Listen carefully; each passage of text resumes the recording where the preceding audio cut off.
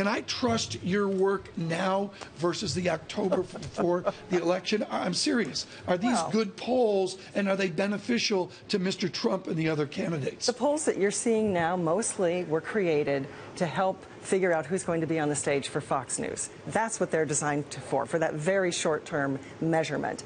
In terms of whether any poll taken in August is going to predict what's going to happen, you would hope not. Okay. The candidates are about to spend hundreds of millions of dollars to change those poll numbers. So, of course, we expect things to change. My knowledge of your work is your incredible granularity. You mentioned when we were on break, Sioux Center, Iowa, 7,048 people. They have 8,000 voters up in northwestern Iowa when they have a caucus. Why do they like Mr. Trump so much?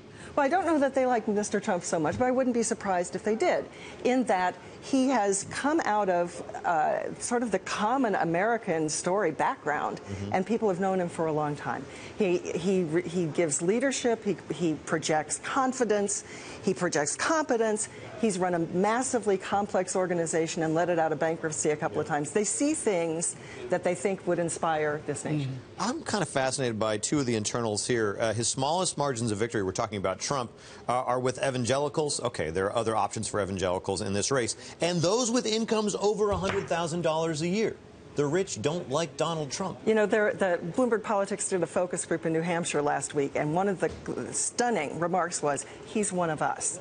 And this wasn't a room full of people with $100,000 plus incomes. These are the normal people who see in him sort of what they want to be. Will the value of name recognition fade over time, or are we looking at something else? Well, he's going to have to build on what he's got. He didn't get where he got just because of name recognition. 2 months ago, he was equally well known, but his poll numbers have soared. It could be a Sarah Palin trajectory type thing, couldn't it? I mean, she was extraordinarily popular to begin with as well. Because she was something else. So we've had all the standard politicians come out, and then when someone comes out and has a strikingly different voice, America is searching for something else. In your analysis, one number that stuck out was 71%. Bring that up, if you would. For those of you on Bloomberg Radio Worldwide, we'll give you this exactly. 71% of Republicans approve of the double-tier Fox News debate. Did that surprise a pro like you?